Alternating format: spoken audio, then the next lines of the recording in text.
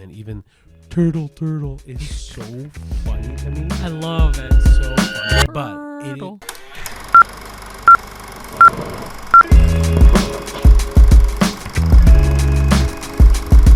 Hi everybody. Hello. Welcome to a new episode of the A-List Admission. Yeah. Pretty. I don't know. Sorry, I'm tired. It's okay. It's been a little bit of a weekend for us, but we're here. Mm-hmm. We watched the Minecraft movie not even a couple hours ago. Yeah, not even. But that was the only movie that really came out. At least near us. At least near us, it was the only movie that really came out. Yeah, there was a bunch of limited releases that came out that weren't near us, and so those who want to watch, was it The Last Man Standing? Was it? I think it. No, The Last Man in it's a documentary movie, not a documentary, but a movie based on the documentary of a guy who they thought he cheated winning Press Your Luck. Yeah. And I think it was the last winning man in America. The luckiest man in America. It might be that. Yeah. And then there's another one called Freaky Tales, and then there's another one called that might be coming to us. I don't know. And then there was the Screamboat. Yeah. Oh, the island. Something about the island of Wallace. The Legend of Wallace Island, I think. Something like that. Yeah. But yeah, there's a bunch of limited release movies that are coming out. Anyway, yeah, we only saw one, so we're going to give you that, but also 2 fan flicks to kind of even it out. Exactly. But prior to that, we did have a few updates, addendums, whatever you want to call them, within the last week-ish of certain things that we wanted to update you on. Yeah, so the first one being a big flub for both of us because we both should have known this. But last week we talked about how David Harbour and his then wife, still current wife, yes, Lily Allen, they had a separation, and last Christmas, was it, or last December-ish? From what I've heard, it was around December of 2024, but apparently Lily Allen found out that David Harbour had been cheating on her for at least 3 years with some makeup woman on set, or wardrobe designer, costume designer on a movie set.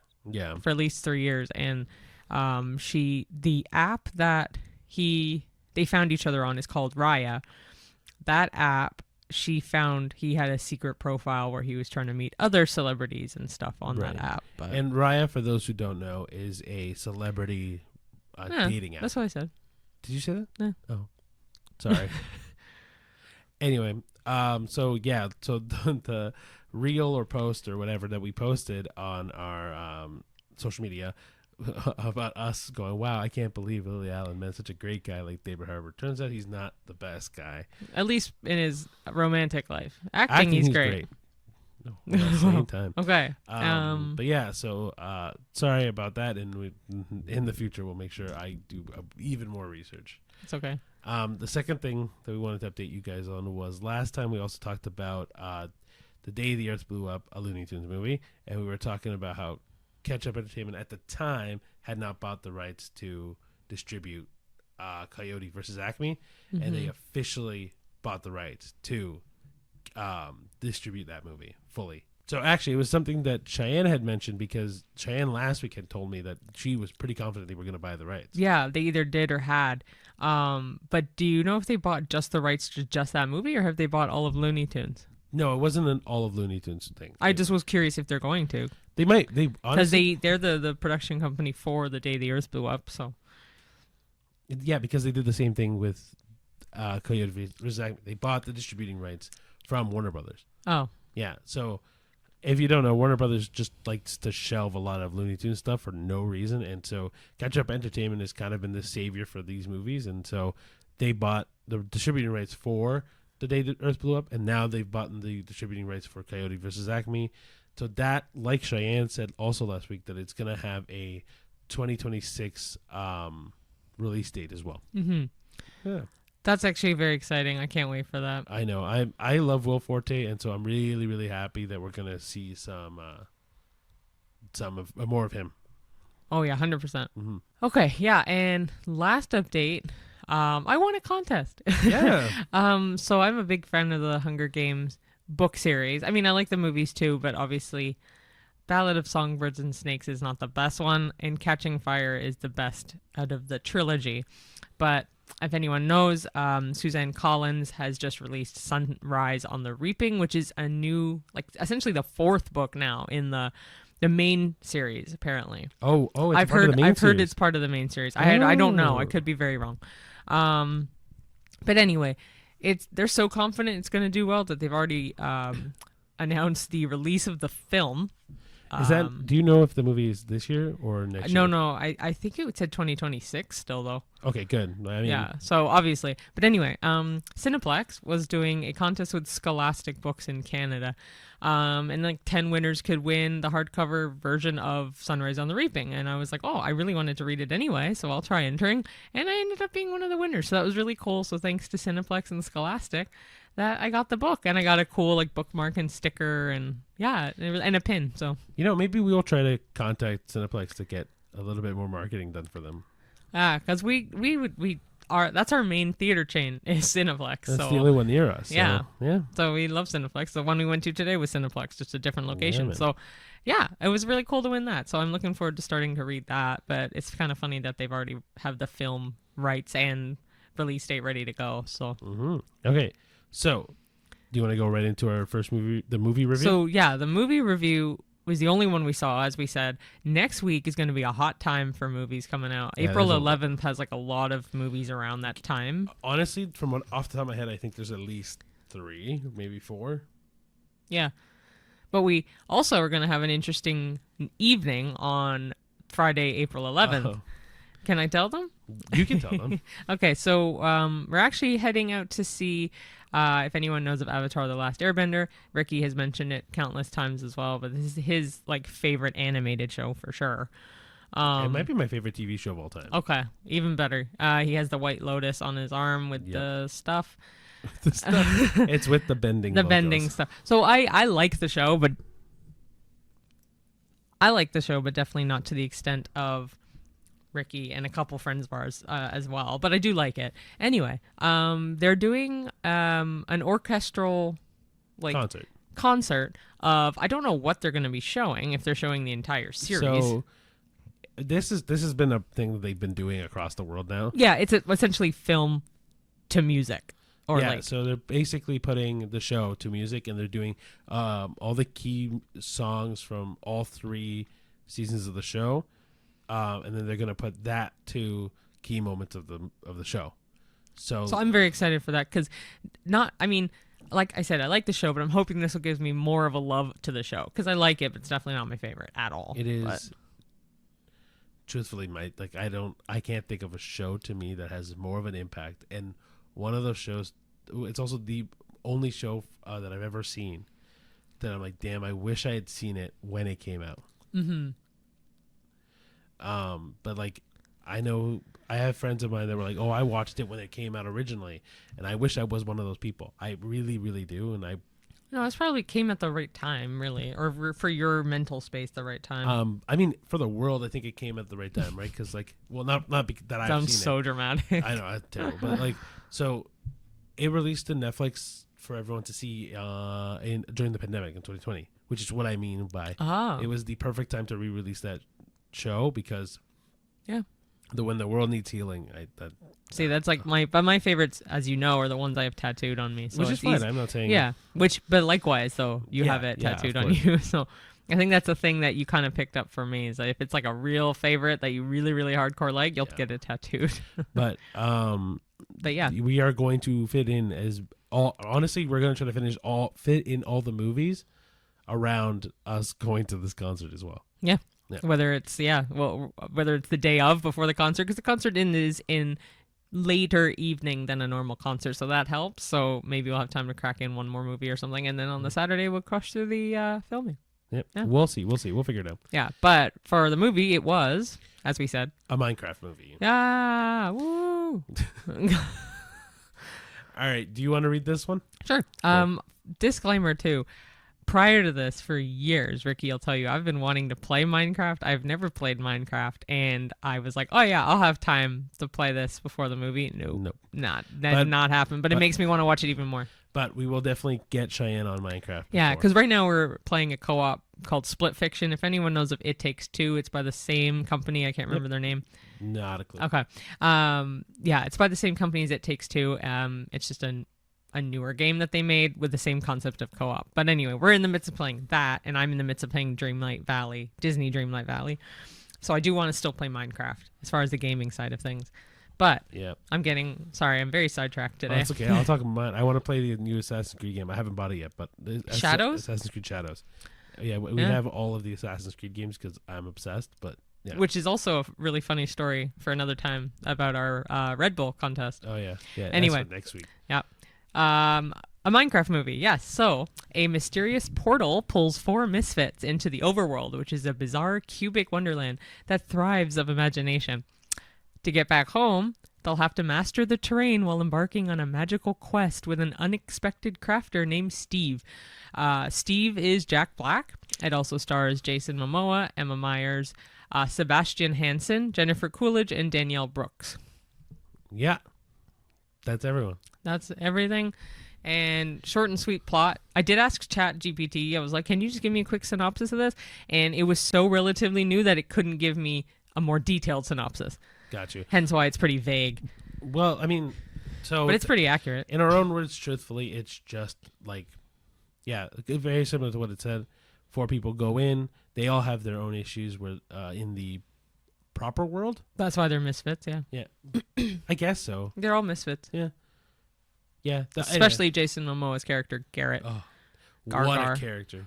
Yeah. Honestly, when we did our pop and flop earlier, I said pop barely, and I still stick by that. I think it's a movie that has a lot of good things going for it, but at the very same time, a lot of bad things going for it. It's very true. Yeah, like I think the comedies, there's a lot of good things about the comedy as well. And for those who know the game will understand little fun quirks here and there. I also think that this movie really suffers plot-wise. Like, I don't think the main villain is that scary enough to be the main villain. The pig? Sorry. The witch pig. I didn't know if that'd be a spoiler. I don't think it is. Okay, the witch pig? Okay. Yeah.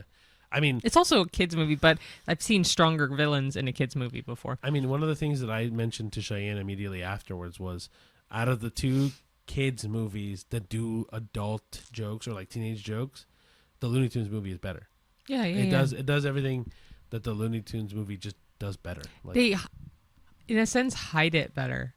Because there was one, I'm not going to say what it is, but there was one obvious, like, adult-ish kind of joke between Jack Black and Jason Momoa, and I feel like it was very blatant in that regard, whereas Looney Tunes, they do a lot of adult humor, but it's so masked well and disguised well. Yeah, the other thing that I didn't like about this movie in particular was I did not like how they made Minecraft look super hyper realistic. Because when you go into the game, it doesn't look that way. No, but that's the essence of it. It's like you're trying to mimic how it would feel to hop into it. Right, but if the world itself, it'd be more pixelated or better pixelation or something. So in my mind, I feel like either making the whole Minecraft movie animated or making the Minecraft world animated would have been better. I liked it, actually. I mean, I liked it, and I thought it was very funny. It had good, funny moments. Jennifer Coolidge was Jennifer Coolidge in it. Truly just the same person. Yeah, but I love Jack Black, and it's also directed by Jared Hess, and he's done, like, Napoleon Dynamite. He's done Nacho Libre, which is also with Mike White. So the 3 of them are really good all together anyway. They always make solid, like, stupid movies. Yeah, honestly, I think the comedy makes up a lot of this movie. I didn't like the kids. I kind of took them or left them. What kid? The one little kid? Both of them. The other one wasn't really a little kid. She was a teenager for sure. I thought she did a good job. I think the little boy just is very generic little boy. Yeah. But I think she did a good job. He reminded me a lot of Dylan Christopher, another actor who looks actually like an older version of him. But what has he been in? Unaccompanied Minors. Oh, yeah. Yeah, I don't know. My biggest gripe is that, and I know it doesn't matter for Cheyenne as much, but for me, because of the game and because of honestly, and just because of the look of it, the real hyper realistic thing made it look very goofy, very like unserious. Like, and I know that this is a kids movie, and I get it, but like, I don't know. I feel like if you're gonna do a Minecraft movie, do Minecraft justice. Also, there wasn't enough references to Minecraft YouTubers who popularized that game more. I don't know if they made it. They probably made it a little more popular, but it was probably popular prior to. Otherwise, why would they have made so many YouTube channels about unknown game? I disagree. I think the Minecraft community, in terms of YouTubers, make that game, like, don't get me wrong, it was popular, but it reached a level of fame. Well, they did do one. They did one, and I wish I knew more about this. You don't spoil it. But yeah, but I do wish they had included more YouTuber Minecrafters that genuinely soared this game into popularity. Like, even for me, I've never truly played the game fully, but I know a lot of the game because I've watched YouTube people do it, right? And I know a lot of people that are in the same boat. Mm-hmm. But we'll go into our rating, unless you want to talk about more of the movie. I know it was mostly you, but it's okay. All I was gonna say was, like, having not played the game, I did enjoy what we watched of it, and I thought it was decently funny. But yeah, when we did the pop or flop, I definitely, I was the first one to say that too. I was like, I just barely a pop, like barely a pop. So rating wise, a 5. I'm on. Because I didn't hate it, but I didn't love it either. Yeah. Actually, I'll do 4.5. Wow, you went less? I was going 5.5. Okay, then go 5.5. Well, I was thinking say 5.5, 6, but I don't think there's just a 6. I think 5.5 because it's just better than mediocre, to me. So you're doing 5.5? Yeah. Okay. Yeah. Because again, like, it's just better than mediocre. Yeah. Okay, so that was the one new release that we saw. But like we said, we're going to do 2 fan flicks to kind of make up for it, hopefully. And then maybe if we can fit some of those limited releases that we said earlier throughout the week, we'll add them to the reviews as well. If we can get to them. If we can't, we can't. Yeah. Yeah. But for fan flicks, the 2 we picked that we watched were Jaws, obviously. Which is one of Cheyenne's favorite movies. Yeah. And then the second one was Master of Disguise. Yeah. So... Yeah, with Jaws, if you don't know what it is, it's from 1975, so it's actually going to be 50 years old this year. Whoa. I know, which is great. I kind of hope they re-release it in theaters. Mind you, the first time I ever did see Jaws was in theaters. Yeah, they did a re-release. Oh, yeah. My gosh, I want to say 5 years ago. 5 or 6 years ago. Yeah. I saw it with Ricky and my dad. But to those who haven't seen the movie... I'll give the very quick synopsis. Okay. Yeah, just for people who haven't seen it. I know, I was going to do it. I know, but okay. Truthfully, Cheyenne remembers Master of Disguise way more. Oh, fair. Which is why I'm giving her that description more. Go for it. So Jaws being in an island, Amity Island is what? Okay. So Amity Island, it is just about to get to tourist season, and right before there's a shark attack, one person dies. But the town still wants to open up the island for tourists because this is a tourist island or town. This is how they make their money. Now, they have a new cop that's there. He wants to close down the beach because obviously there was a shark attack. The mayor's like, no, we're not doing that. We want to open the town up. We need to open up the town up. We don't even know if that was a shark attack. Maybe she just drowned. Anyway, they open up the island. Obviously, you know what happens. Death ensues. And then... They have the cop. They hire an oceanographer. I don't know if he's technically Richard an Dreyfuss. Yeah. Yeah. He's Hooper. Yeah. I'm trying to remember if he's technically an oceanographer or there's another name for it because he studies sharks, right? Yeah. So he a guy that studies the sharks and the ocean, the cop, and then they eventually hire a captain who is Quint. Yes, I forgot his name. They all try to hunt down and kill the shark. That's essentially the movie. Yeah, it's Brody, Quint, and Hooper. That's all their last names. But I find that most of them go by like Chief Brody or whatever. Like they go by, they go by their last names in this movie more. So the main three of it. Yeah, the main 3 people in it is Richard Dreyfuss, Roy Schneider, and Robert Shaw. Yeah. Cool. Actually, I just realized something interesting. We have the notes in front of us. It's actually Roy Scheider. This whole time I thought it was Schneider. Did I say Schneider? Yeah. Oh. Okay, But Roy actually, really Scheider. sadly enough, though, he did die of a staph infection, which is actually really that's sad. terrible. Yeah. Sorry, This I whole said time I Google. thought it was Roy Schneider. Okay. Roy Scheider. Schneider. The more you know. Okay. So, okay, I thought it'd be fun instead of doing it was kind of instead of a synopsis, but that's fine. I was just going to do a few like fun facts about the film instead of like kind of going into depth about the movie because it's such a classic. It's been around for 50 years.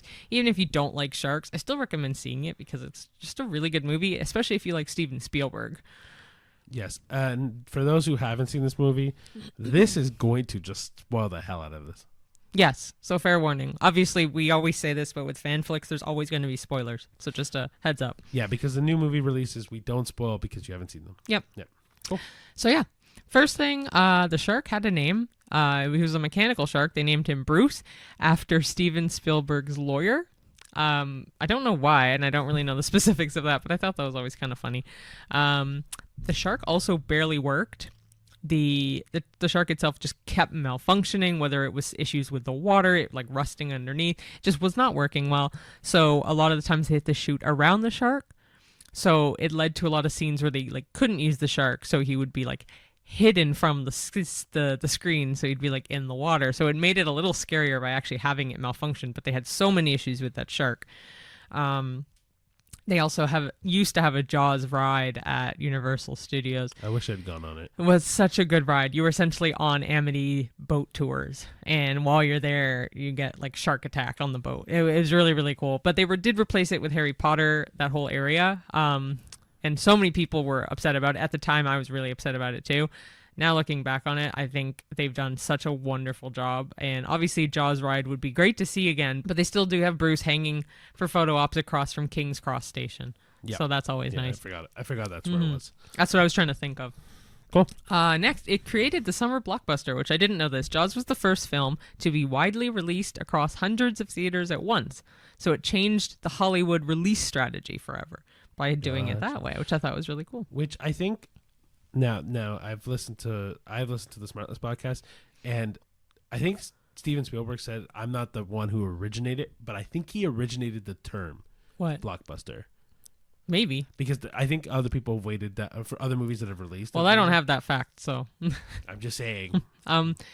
So John Williams, if you don't know who John Williams is, he's a brilliant composer who's done so many, like Indiana Jones. He's done Star Wars. He's done Jurassic Park. Yep. Yeah, he's done like so many. It's him or what's his name? Hans Zimmer. Honestly, I would say John Williams is the best composer for any movie. Yeah. I know that Steven Spielberg, anytime he's done a movie, it has been with John Williams.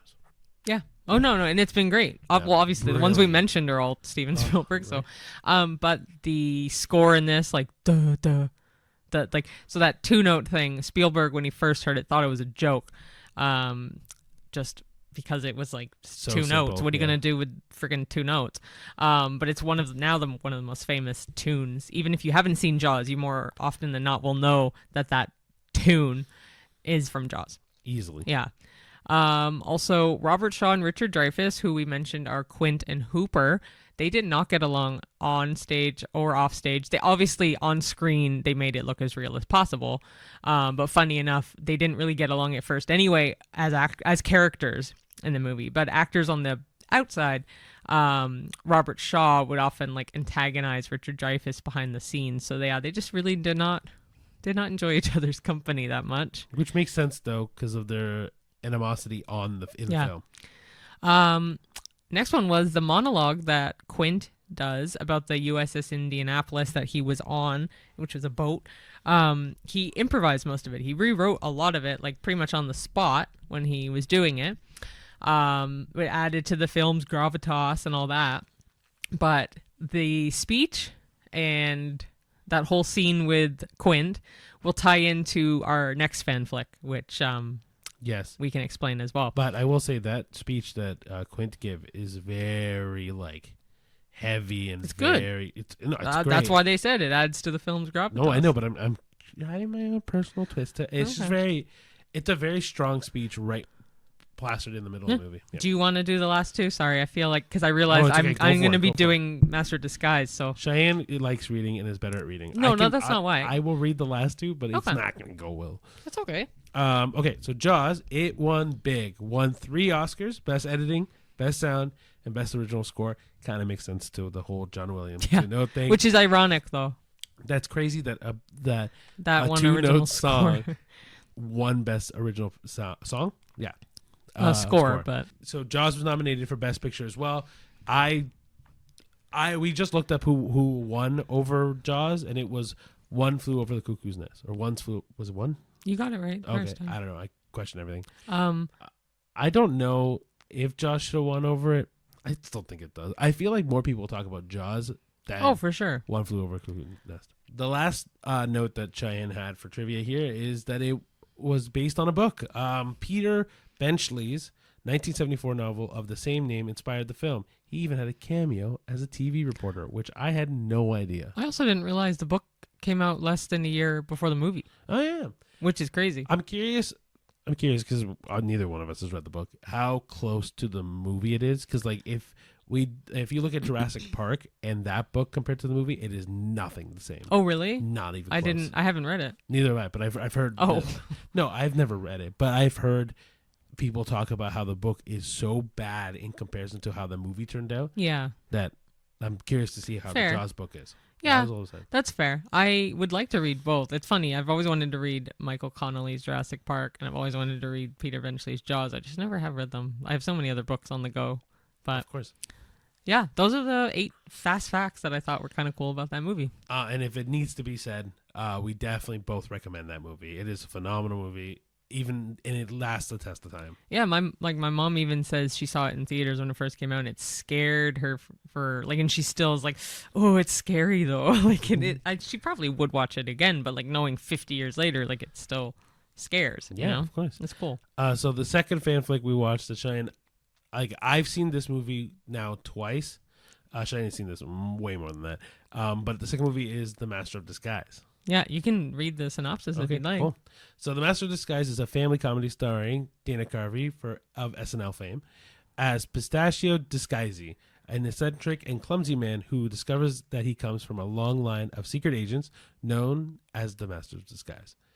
These agents use elaborate costumes and impersonations to defeat evildoers. When Pistachio's parents are kidnapped by the evil Devlin Bowman, who wants to steal priceless artifacts using their powers, Pistachio must unlock his inherited skills. With the help of his grandfather and a witty assistant named Jennifer, he trains in the ancient art of disguise and takes on wild personas to save his family. Packed with over-the-top characters, including Quint from Jaws, slapstick humor, and Carvey's signature impressions, the film is a goofy, lighthearted adventure, though it received mostly negative reviews and later became a cult classic. So close. Later became a cult curiosity. Same thing. No, it's not. Basically. Anyway, it came out in 2002 as well. It feels like that movie should have came out a long time ago, but also way sooner. That's 23 years ago. I mean, that is a decent I guess time. So. The 2000s to me seem so much closer than 20-something years ago. Yes and no. This movie, I pictured as a 2000s movie. It is, it's a crappy movie. It is bad. But it is such a cult classic, like you said, too. It's just funny. Dana Carvey's great. I always really like Dana Carvey, but he's he's just a goofy Italian guy who works for his mom and his dad at the Italian restaurant. Yeah, they are, or he is just a nut. Truly a nut. He's not even a nut. He's just a quirky, oh, okay, I'm gonna, But he's an oddball. He's a soft-spoken guy who just doesn't realize he has all these powers, and then his grandfather comes in, who's also really famous. If you've seen The Golden Girls, he plays Niles. Harold Gould, that's his name. Oh, good for you. Yeah, that's his name. Harold Gould plays the grandfather, and actually the assistant named Jennifer. I believe her first name actually is Jennifer too. I think it plays really well to Dana Carvey's ability to impersonate other people. Well, hence, yeah. Well, he came from SNL, right? So Right. it works out really well. But if you want to mention the Quint. Oh, I was gonna say again, spoilers, but he does do a lot of different disguises, which is the whole point of it. But at one point, the cops are trying to find him at this house party that Devlin's hosting that they sneak into, and they go past this pond at the house, and Pistachio is dressed up as Quint in a wooden boat on the water, and he does essentially paraphrased version of the USS Indianapolis speech. It is such a good impersonation. And it's funny enough, I saw his version of Quint before I ever saw Jaws. Yeah. So the only Quint impersonation I knew was Dana Carvey's, and then So eventually, funny. obviously, I saw Jaws.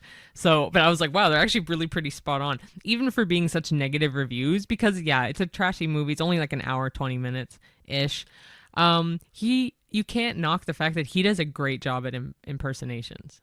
Dana Carvey is probably one of the funniest people I know. I love him in Wayne's World too, brilliant. and like. But I will say, like, if you're looking, this movie reminds me a lot of a worse version of Austin Powers.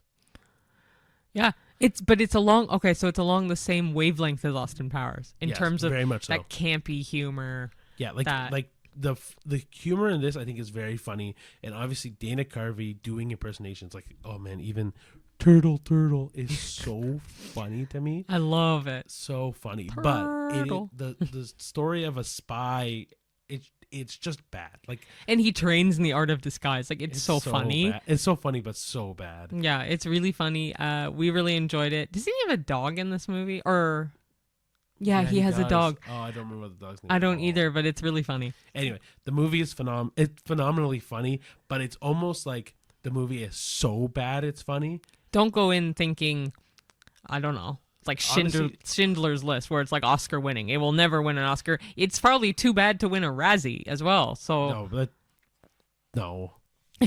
No, it's probably too good to win a Razzie. But just barely. anyway, it's funny. If you want something like truly your old 2000s kind of comedy movie that is not serious in the slightest and is just kind of there to make you laugh, Yeah. this is that movie. 100%. Yeah. Those were the two that we watched. And It was a good week for those two, honestly. yeah, and thanks to the commenter for these, which funny enough was my mom.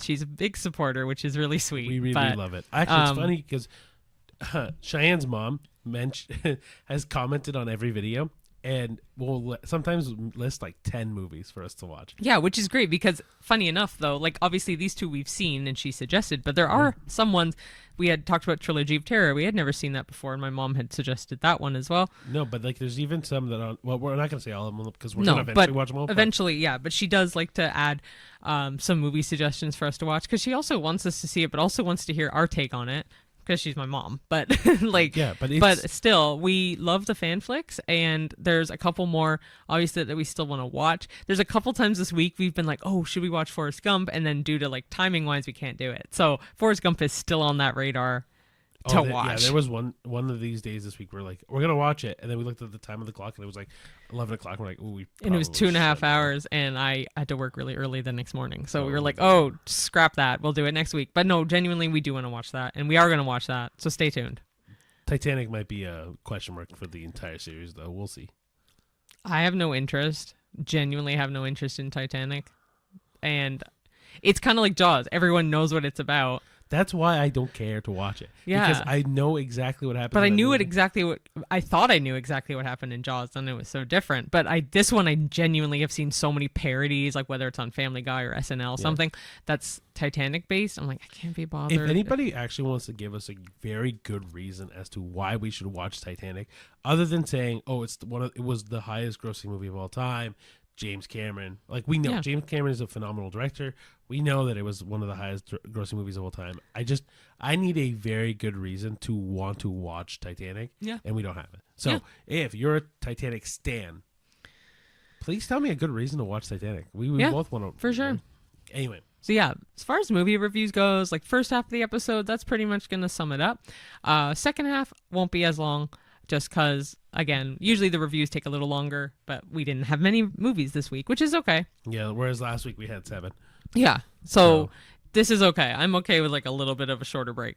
But what we were going to ask each other was, out of the movies we saw in March, what was your least favorite and most favorite? So I will list off the movies we saw in the order we saw them in March. And if I don't post the posters for all of them, I apologize. It's just we're gonna lightning speed through all of these. Yeah, so. we're not gonna be posting the visual aid as I'm listing these off, because it's just, like you said, it's a lot. Yeah. Anyway, so in order that we saw them, it was Mickey 17, Night of the Zoopocalypse, Seven Veils, Black Bag, Novocaine, Opus, Snow White, The Alto Knights, The Day the Earth Blew Up, a Looney Tunes movie, Death of a Unicorn, The Woman in the Yard, and A Working Man. And we got the last two flipped in the order, but it's the same day, so it's fine. Same day. It was the double feature day. Yeah, exactly. And obviously Minecraft was in April, so we won't consider that today. Minecraft doesn't count. So what is your...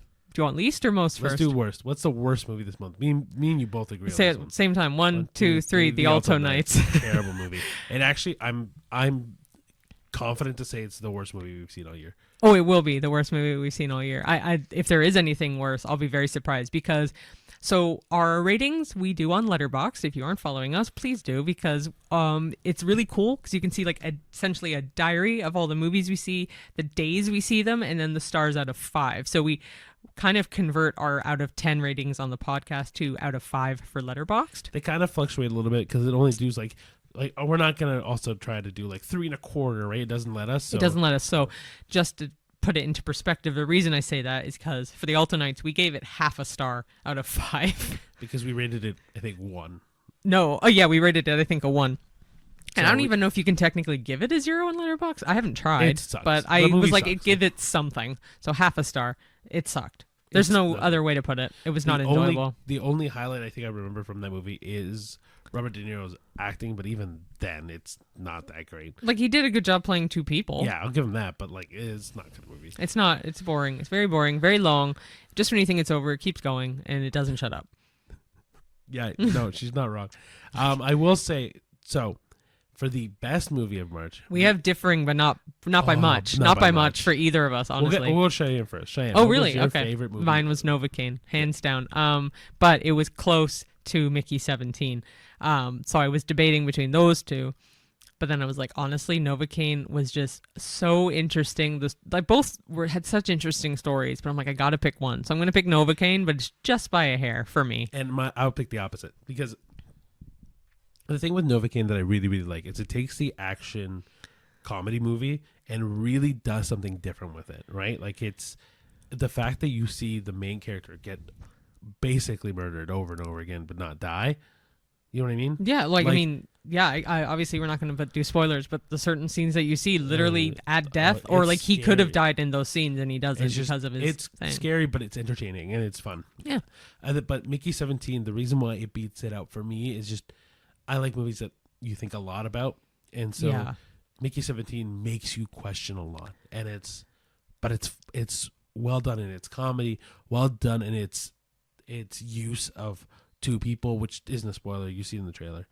Right. It is just well done, and all the people that acted in it did a phenomenal job for their roles. It was neck and neck for these movies, because it truly was. We on Letterboxd gave both of these 4.5 out of 5. So yeah, to me these are contenders for the best of the year, 100%. Better Man's still my favorite of the year so far. I say contenders. I didn't say okay. That's fine. Well, with top 5.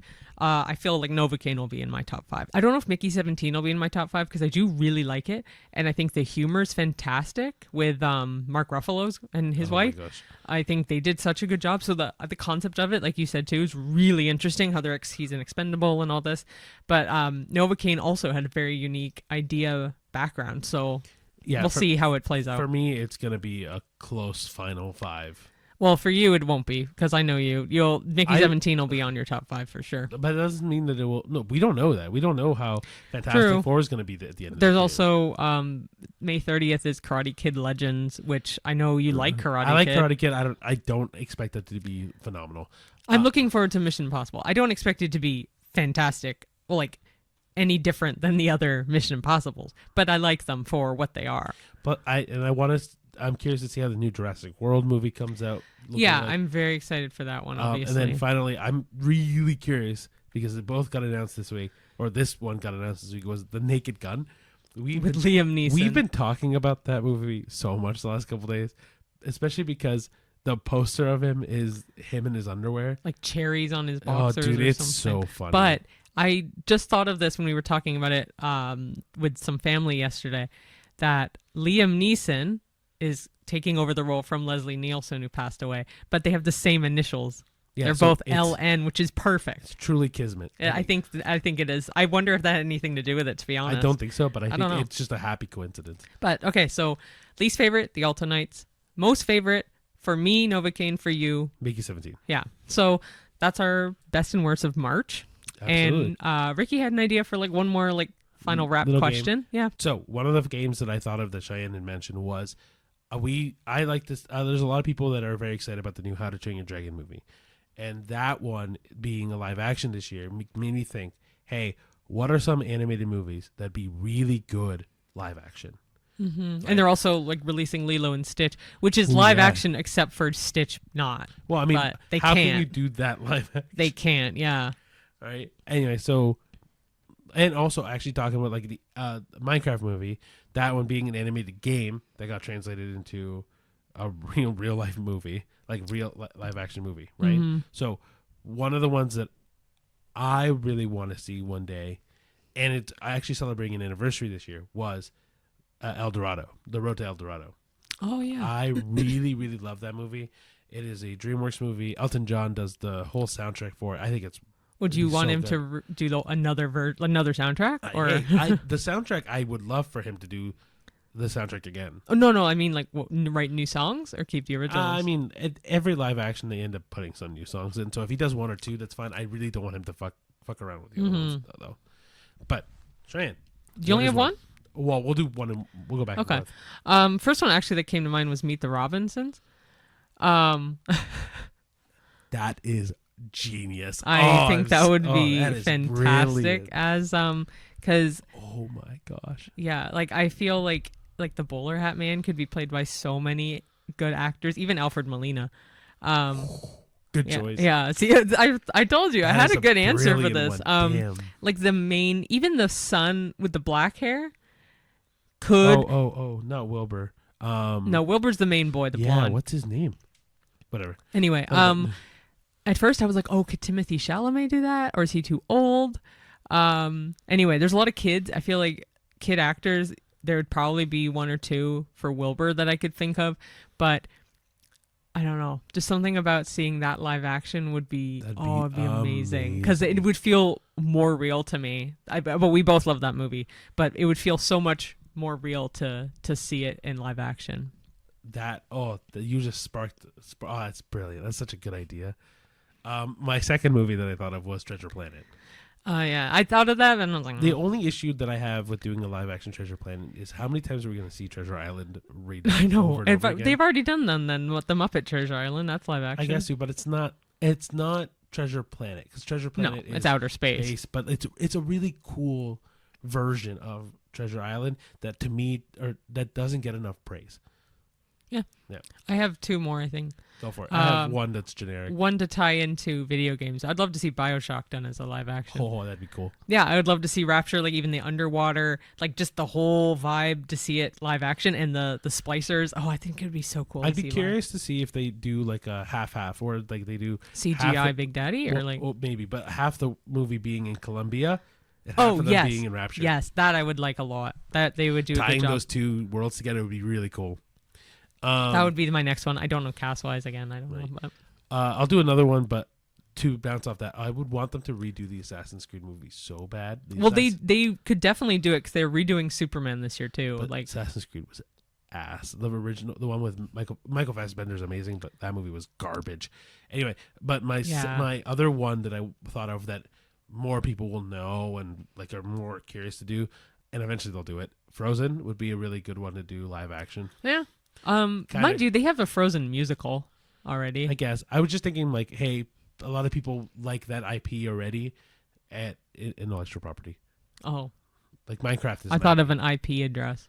Fair. I was like, what? But a lot of people like Frozen, and that series is gonna go on until it dies. So I figured, hey, They're making a third one. I know. That's why I'm saying that. I'm like, Maybe that one's live action. No. What I think they'll do is they'll probably make this a trilogy or a quad movie, and then they'll do a live action for it. A quadology? I mean, to the same point, I would love to see. Actually, you do your next one. No, you go. You go. If we're gonna stay in the realm of Disney animated movies, like Encanto would be brilliant to do too. Okay, because I was like, is he gonna actually steal mine then? Because I was gonna say Brave. Because Brave was one of my lists. Oh, Brave was mine for the scenery because you could also do Luca. Oh, so anything in the location. So Luca, Brave, Coco. I thought of Coco.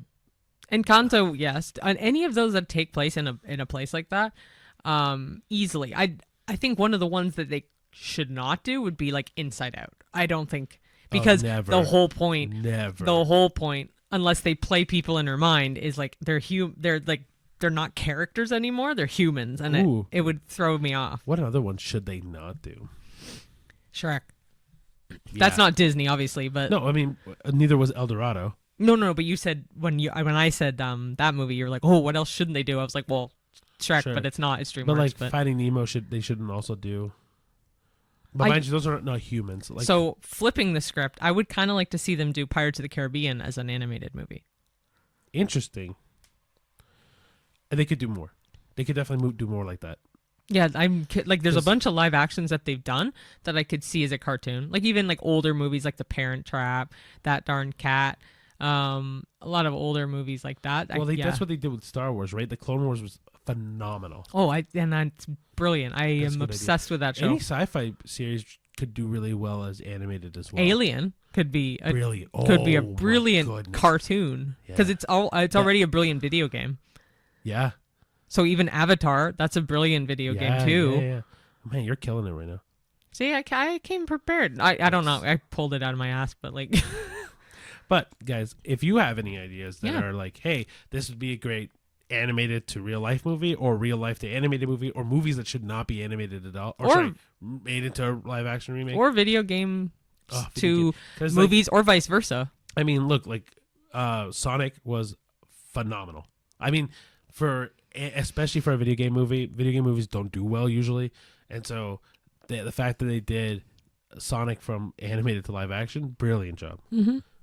Yeah, 100%. No, I think that was really good. I think that kind of sums everything up. As we have said countless times, every single time, these are just our opinions. Everything we say is how we feel or don't feel about movies and TV shows and all that in between.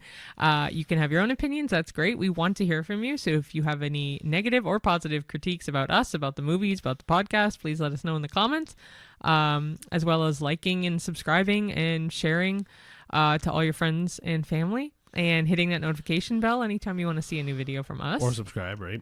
Yeah, that's what I said. I said subscribe. Okay. Well, how about you subscribe to all of our other social media? So like Facebook, Instagram, Twitter, Reels, Threads, Letterboxd. You name it, right? Any social media that is out there, we have. TikTok. We'll do much better at trying to update it as much as we can. Honestly, the most active ones for us is Instagram, TikTok, and YouTube. And Spotify. Oh, well, yeah, and Spotify. Yeah, and Apple Podcasts. So anywhere you get your podcasts, whether it's Apple, whether it's Spotify, whether it's literally any other. Amazon, YouTube. SoundCloud? We don't have SoundCloud. Don't have SoundCloud. Literally anywhere except SoundCloud, we have it. So it's at the A-List Admission or at the A-List Pod on Threads and Letterboxd, I believe. Guys, like keep it going. Also give us your ratings for any movie that we talked about today. Yeah, whether it's out of 5 or out of 10, let us know what you think. Give us some like questions for the next episode. If you have like a question, kind of like how we did the movie like animated to live action. If you have any questions like that you want us to ask, go for it. You can give us your answer too. So last week I posted the question of what is your favorite Disney animated movie? Yeah. We didn't get any responses. So we're redoing it.